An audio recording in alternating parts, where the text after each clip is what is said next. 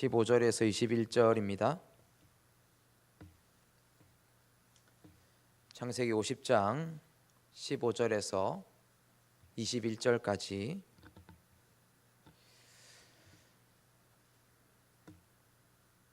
다 찾으신 줄 알고 한 절씩 돌아가면서 교독하겠습니다. 요셉의 형제들이 그들의 아버지가 죽었음을 보고 말하되 요셉이 혹시 우리를 미워하여 우리가 그에게 행한 모든 악을 다 갚지나 아니할까 하고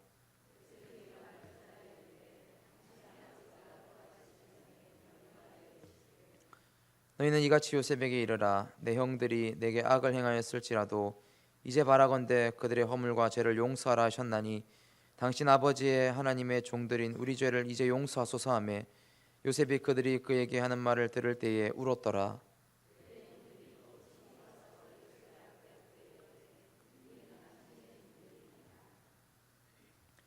요셉이 그들에게 이르되 두려워하지 마소서 내가 하나님을 대신하리이까.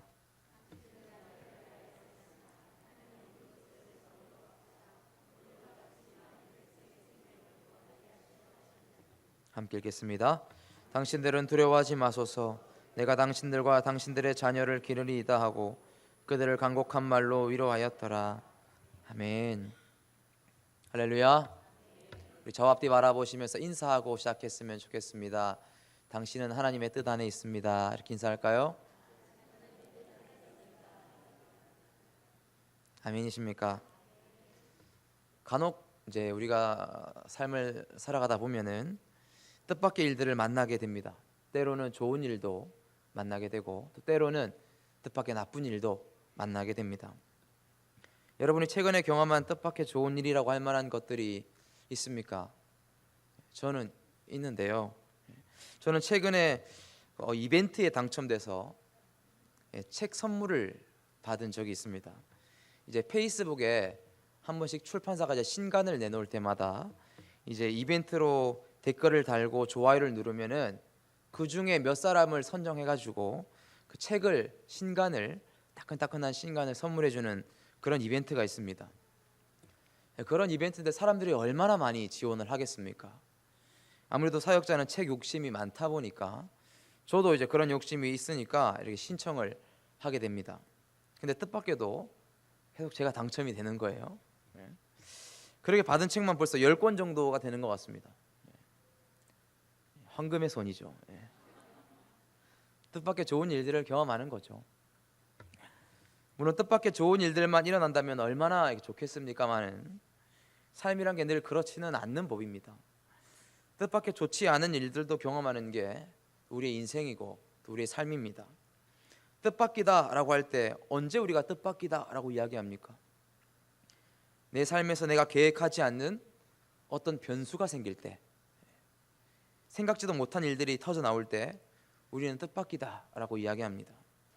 왜 이런 일들이 일어날까요? 우리는 내일 일을 알지 못하거든요. 한 치 앞도 내다볼 수 없는 연약한 존재들이기 때문에 아주 자주 뜻밖의 일들을 경험하게 됩니다. 제가 아직 연소한 나이지만 살아가면서 깨닫게 되는 몇 가지가 있는데 그 중에 하나가 뭐든지 내 뜻대로 되고 내 계획대로 되는 게 아님을 보게 됩니다. 사역이라든지 가정사라든지 육아라든지 특히 또 중고등부 설교는 정말 제 뜻대로 되는 게 아닌 것 같습니다. 일단 우리 어르신들은 다 들어주지 않습니까?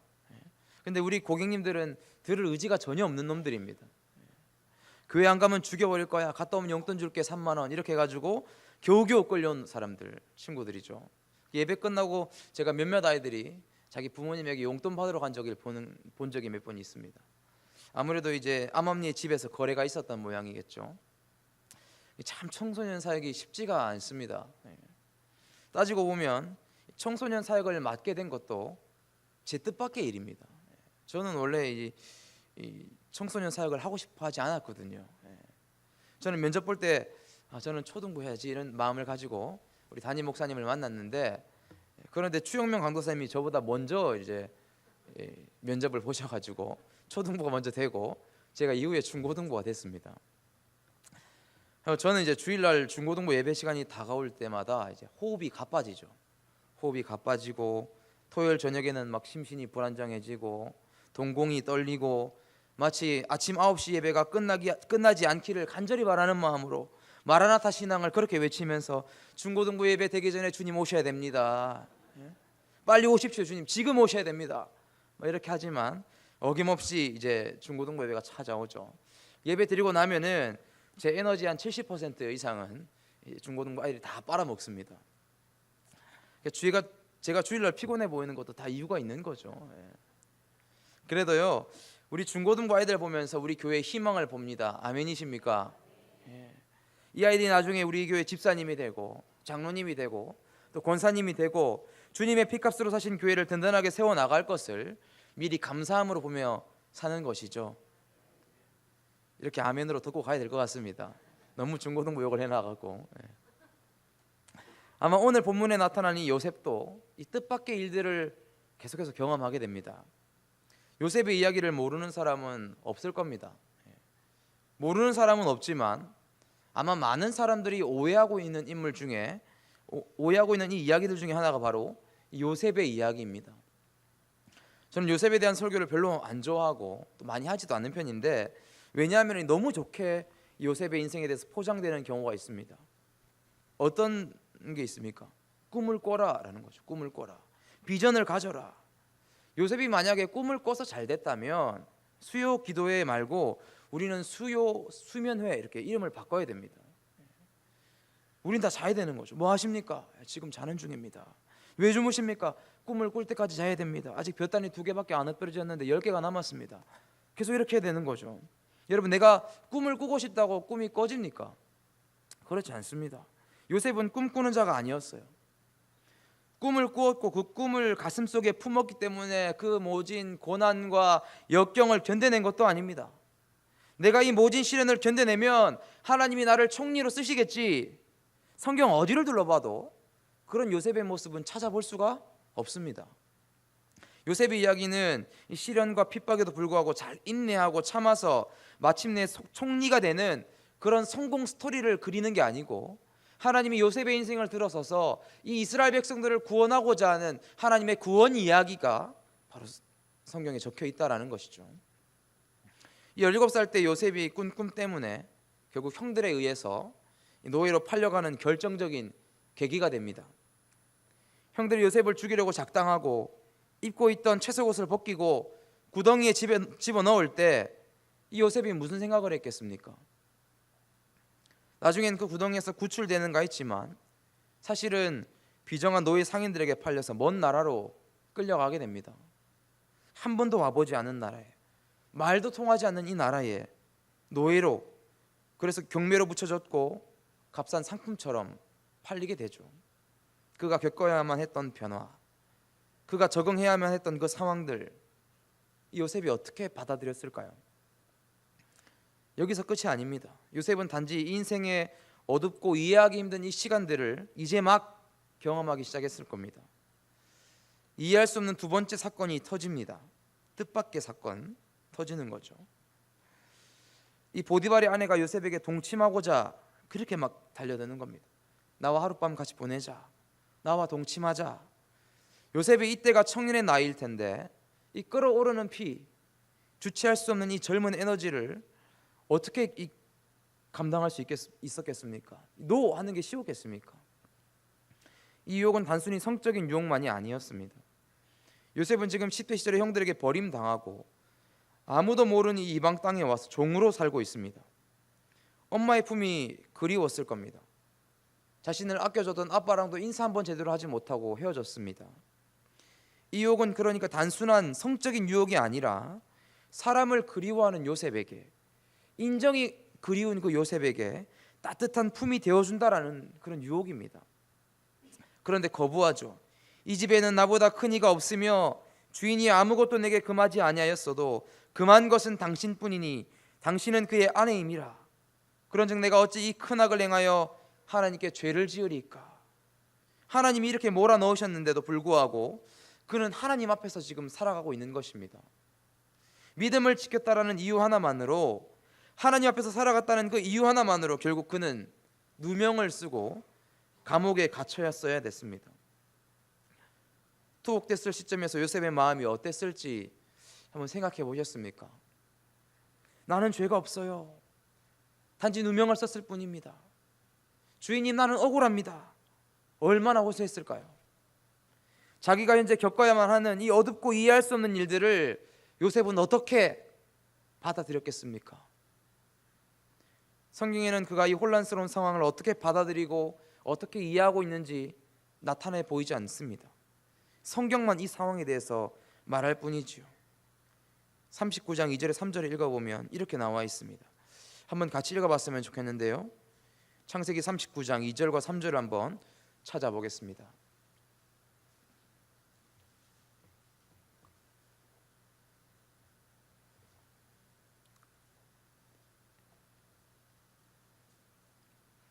창세기 39장 2절에서 3절까지 함께 읽겠습니다. 여호와께서 요셉과 함께 하심으로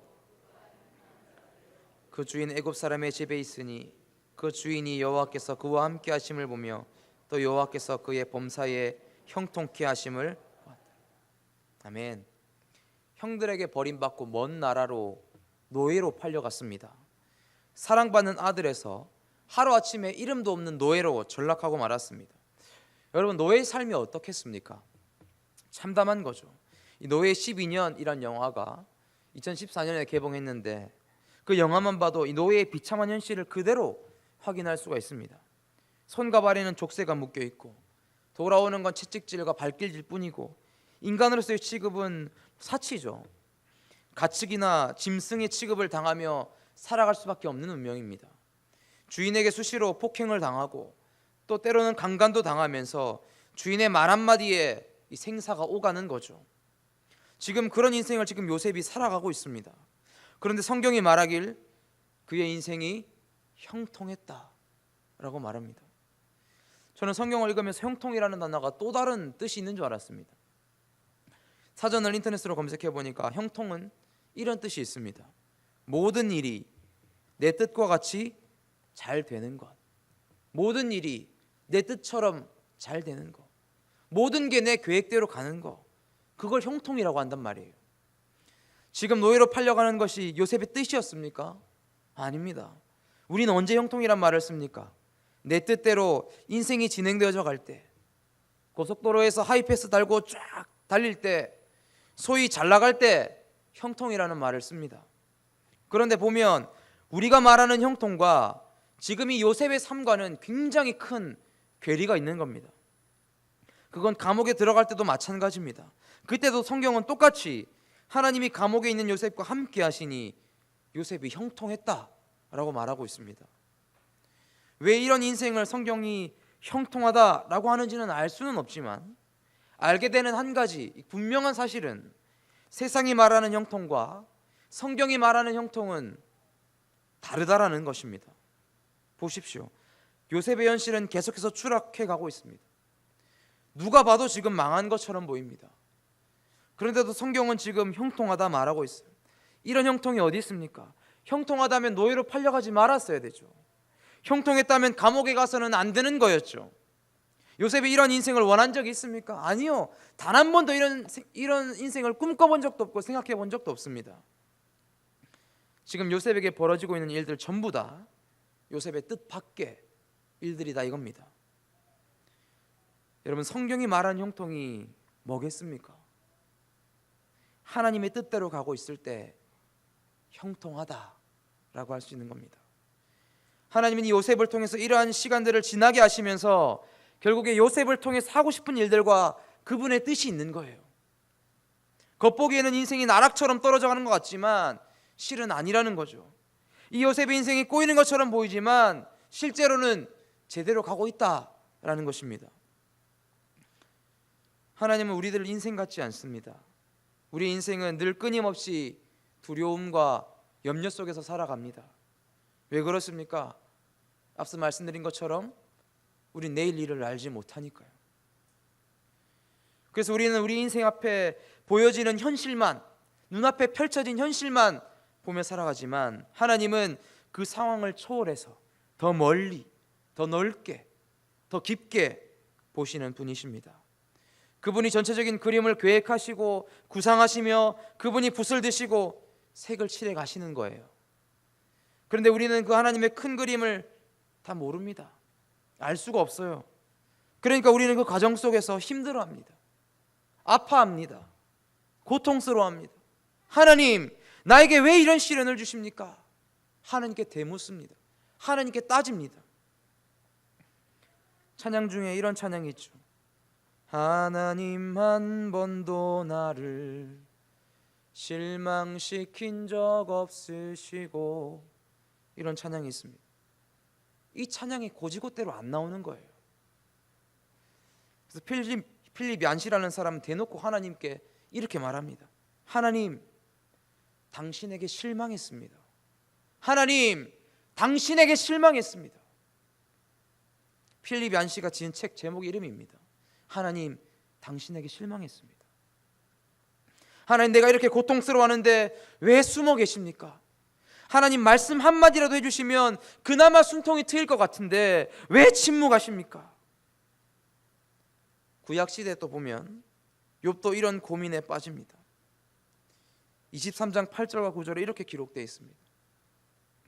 그런데 내가 앞으로 가도 그가 아니 계시고 뒤로 가도 보이지 아니하며 그가 왼쪽에서 일하시나 내가 만날 수 없고 그가 오른쪽으로 돌이키시나 배울 수 없구나. 그런데 그 다음 구절에 이렇게 기록되어 있습니다. 너무나도 유명한 구절이죠. 그러나 내가 가는 길을 그가 아시나니 그가 나를 단련하신 후에는 내가 순금같이 나오리라. 할렐루야. 이 구절의 현실 속에서 10절의 믿음의 고백이 되기까지 아마 숱한 시간이 흘렀을지 모르겠습니다. 아마 오랜 시간 동안 몸부림쳤을지 몰라요. 여러분, 왜 하나님이 바로 응답 안 해주시는지 압니까? 왜 하나님이 얼굴을 때로는 감추시는 줄 아십니까? 왜 하나님이 침묵하시는 줄 아세요? 우리의 신앙의 눈으로 주님을 바라볼 수 있을 때까지 주님이 기다리시는 겁니다.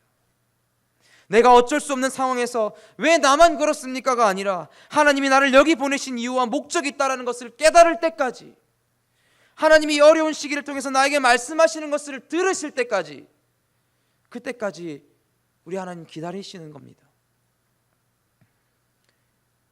형들이 아버지인 야곱이 죽으니까 걱정이 되는 겁니다. 요셉의 눈치를 살피기 시작하고 요셉에게 굽신굽신 다가오기 시작합니다. 아버지가 돌아가셨으니 요셉이 이제 입 싹 닫고 우리를 죽일 수도 있다. 이제부터 우리는 요셉, 이젠 당신은 우리가 종으로 동생으로 부르지도 않습니다. 우리는 당신의 종입니다. 종으로 취급해 주세요. 그때 이 이야기를 듣던 요셉이 눈물을 참을 수가 없는 거예요. 감정을 주체할 수가 없는 거죠. 그래서 창세기 50장 19절 20절 이렇게 기록되어 있습니다. 요셉이 그들에게 이르되 두려워하지 마소서, 내가 하나님을 대신하리이까. 당신들은 나를 해하려 하였으나 하나님은 그것을 선으로 바꾸사 오늘과 같이 많은 백성의 생명을 구원하게 하시려 하셨나이다. 아멘. 무슨 말입니까? 당신들이 나를 망하게 하려고 이곳에 팔았던 것은 내 뜻 밖의 일이었지만 지금 와서 보니 이것 또한 주님의 뜻 안에 있는 일이었습니다. 그렇게 고백하는 겁니다. 여러분, 이 고백이 어느 날 갑자기 요셉의 입에서 그냥 툭 튀어나왔겠습니까? 내가 당했던 이 이해하기 힘들었던 사건들이 수많은 백성의 생명을 구원하시려는 그 하나님의 계획임을 깨닫기까지 이것이 쉬웠을까요? 쉽지 않았을 겁니다. 절망과 같은 현실에서 하나님이 함께 하셨기 때문에 형통했구나, 그 사실을 깨닫기까지 너무나도 이 오랜 시간, 너무나도 깊은 슬픔, 남들에게 말하지 못할 고통이 이 요셉에게 있었을 겁니다. 그러나 이 어둡고 긴 터널을 참고 믿음으로 통과한 사람이 그 하나님의 뜻을 볼 수 있는 것입니다. 요셉은 그 시간들을 견딜 수 있었던 이유가 바로 그 이유가 있었던 것이죠. 사랑하는 성도 여러분, 요셉의 인생이 하나님의 뜻 안에 있었다면 저와 여러분의 인생도 하나님의 뜻 안에 있음을 믿으십니까? 그러니까 일단 한번 살아보시는 겁니다. 하나님의 영광을 위해 최선을 다해 보시는 겁니다. 그 삶이 진짜 중요하거든요. 하나님이 요셉에게 마스터 플랜을 주셨습니까? 너는 이렇게 이렇게 될 거고, 내가 너를 이렇게 바짝 인도할 거고, 고난의 시간을 보낸 다음에 이렇게 이렇게 인도할 거라고 한 번도 그렇게 말씀하신 적이 없어요. 딱 하나였어요. 우리의 삶은 요셉의 삶과 똑같이 하나님이 원하시는 그 꼴까지 한순간 한순간 매일매일 그분의 인도하심을 받으며 살아갈 때에, 우리가 그분을 따라갈 때에 어느샌가 뒤돌아보면 아, 하나님이 인도하셨구나 깨달을 때가 있는 것입니다. 자꾸 지금 내가 느끼려고 하지 마세요. 이해가 안 될 때가 있어요. 납득이 안 될 때가 있습니다. 내가 무슨 잘못을 했길래 왜 나에게 이런 시련이 닥치나. 하나님은요, 우리를 인도하실 때 하나하나 답을 주지 않습니다. 하나님, 짜장을 먹을까요? 짬뽕을 먹을까요? 아들아, 오늘은 짬짜면이다. 그렇게 하지 않는단 말씀입니다. 하나님, 오른쪽으로 갈까요? 왼쪽으로 갈까요? 아들아, 유턴이다. 그렇게 말씀하시지 않습니다. 제가 10대 시절 때 19살 때 수련회를 갔습니다. 그래서 막 기도를 하는데 단 한 번도 그렇게 하나님의 이름을 부르짖은 적이 없었던 것 같아요. 그런데 이렇게 기도를 했습니다. 하나님, 친구들은 다 꿈을 정하고 그 꿈을 위해서 달려가는데 하나님, 저만 꿈이 없습니다. 저만 뭘 해야 될지 모르겠습니다. 뭐 특별히 잘하는 것도 없고요. 뭐가 돼야 되겠습니까, 하나님? 하나님 뭐라고 대답하셨을까요? 아들아, 목사가 되라. 그렇게 말씀하셨겠습니까? 아니요, 이렇게 말씀하셨어요. 네 삶에서 찾아라. 네 삶에서 찾아라. 얼마나 황당스럽고 당황스러운 소리입니까? 그냥 경찰관이 되라, 공무원이 되라 이러면 예, 알겠습니다, 짐 싸들고 바로 노량진 갈 텐데, 하나님 그렇게 말씀하지 않고 네 삶에서 찾아라 이렇게 말씀해 주셨어요. 그 이후부터 제 삶을 유심 있게 관찰했습니다. 내 삶에서 찾아라는 게 무슨 말인가 계속 찾았습니다. 그건 잘 모르겠습니다. 하나님, 뭐가 돼야 될지 모르겠어요. 그러던 어느 날에 저희 어머니가 신천지에 빠지게 된 걸 알게 됐습니다. 교회를 다닐 때부터 늘 구원의 감격이 없었거든요. 목사님의 말씀이 은혜가 안 된다고 늘 저에게 그렇게 호소하셨어요. 근데 어느 날부턴가 어머님이 어딘가에서 성경 공부를 하고 있는데 굉장히 은혜롭다, 말씀이 꿀송이와 같이 달다라고 했던 그 성경의 기록이 있는데 그 기록과 같은 은혜를 내가 지금 경험하고 있다, 어머니가 그렇게 이야기하시는 거예요. 저는 뭐 어딜 가도 열심히 하면 되지라는 마음으로 그때는 응원해 드렸습니다. 점차 시간이 지나니까 제 어머니가 하시는 말씀이 조금 달라요. 기존 교회에서 가르치는 것과 조금 다른 이야기들을 계속 하는 거예요.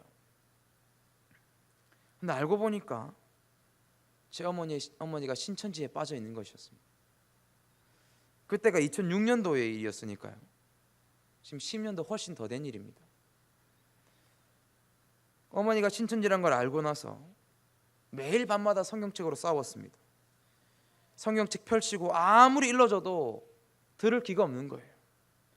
그 싸움을 보고 있는 이 아버지도 기가 찬 거죠. 아니, 똑같은 예수쟁이들끼리 말라 싸우노. 저희 아버지는 무교였거든요. 그냥 미치고 팔짝 뛰는 겁니다. 얼마나 큰 스트레스였는지. 근데 그런 상황에서 하나님이 제가 말씀으로 딱 보여주시는 거예요. 다니엘서 12장 3절 말씀에 이렇게 딱 보여주셨어요. 지혜 있는 자는 궁창의 빛과 같이 빛날 것이요 많은 사람을 옳은 대로 돌아오게 한 자는 별과 같이 영원토록 비치리라. 할렐루야. 그 말씀을 딱 보여주시더라고요. 요즘 호세아 본문을 통해서 새벽기도 설교를 이렇게 제가 쭉 하고 있는데, 우리 교육자들이 돌아가면서 하고 있는데, 하나님이 호세아가 이렇게 말씀하십니다. 음란한 여인과 결혼해서 음란한 자식을 낳아라. 그렇게 말씀하세요. 아무리 사랑을 주어도 그 사랑을 배신하고 떠나가는 고멜을 바라보는 네 마음이, 호세, 네 마음이 아무리 사랑을 주고 용서하고 자녀 삼아주고 여전히 우상을 섬기는 그 이스라엘을 바라보는 나의 마음과 똑같다. 네가 그런 나의 마음을 알겠느냐? 그 마음을 이스라엘에게 가서 전해라. 그렇게 하신 것처럼 동일하게 그 말씀이 저에게도 임하는 겁니다. 아들아, 많은 사람들이 거짓된 것, 헛된 것, 영원하지 않은 것 쫓아가면 그 인생을 허비하는데, 엄마를 바라보며 답답해하는 네 마음, 그 마음이 바로 내 마음이다. 아들아, 나는 네가 그들을 옳은 방향으로 인도하는 사람이 됐으면 좋겠다. 하나님이 그렇게 말씀하셨습니다. 그제서야 제가 19살 때 그 말씀하신 그 하나님, 네 삶에서 찾아라, 그게 어떤 의미였는지 이해하게 됐습니다. 그 뜻을 찾기까지는 힘들고 어렵고 울고, 하나님 왜 나만 이렇게 힘들어야 됩니까? 이 일은 내 뜻밖의 일입니다. 그러나 그 뜻을 알게 되니, 이건 내 뜻밖의 일이었으나 주님 뜻 안에 있는 일이구나, 그렇게 깨닫게 된 거죠. 사랑하는 성도 여러분, 삶에서 어떤 문제에 부딪히고 계십니까? 돈의 문제입니까? 건강의 문제입니까? 관계의 문제입니까? 또는 자녀의 문제입니까? 내 삶의 뜻밖의 일들에 부딪히더라도 그때마다 너무 자책하지 마시기 바랍니다. 물론 잘못을 반성하지 말라는 의미가 아닙니다. 그것보다 더 중요한 게 있어요. 어떤 때는 우리가 잘못이 없는데도 하나님이 더 큰 뜻을 이루시기 위해서 우리를 깊은 연단에 넣어주실 때가 있거든요. 마치 요셉처럼. 요셉을 통해 애굽과 이스라엘 민족을 살리신 그 하나님의 경륜을 보시기를 바랍니다. 우리나 아마 정말 뜻밖이다 이런 말 쓰지, 하나님께서는 이건 정말 내 뜻밖인데 아들아 미안하다, 이건 내가 생각지 못한 일이다, 이렇게 하지 않으세요.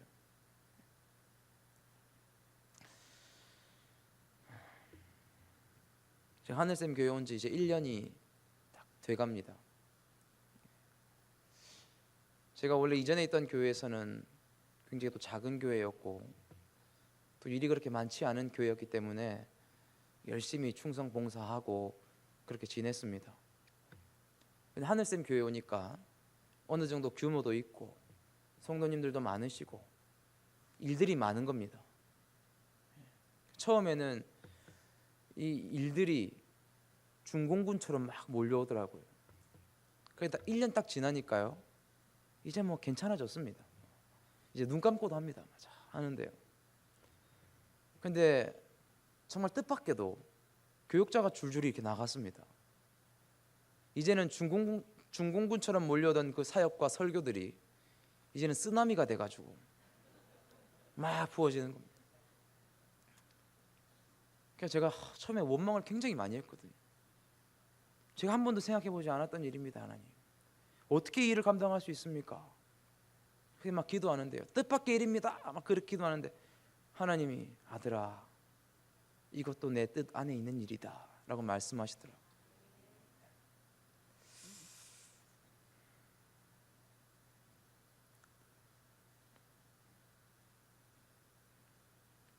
우리가 뜻밖에 나간다 해도 그것조차 그분의 뜻 안에 있을 뿐입니다.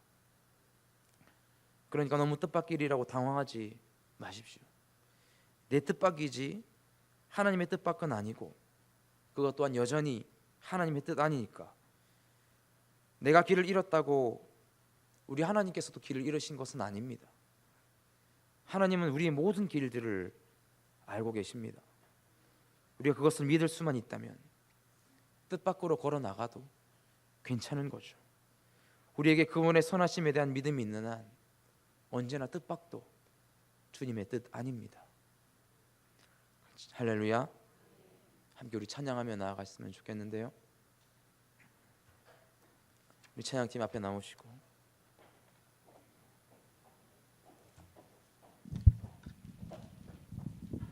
주 은혜임을 나는 믿네 라고 찬양하시면서 우리 기도하면서 나아갔으면 좋겠는데,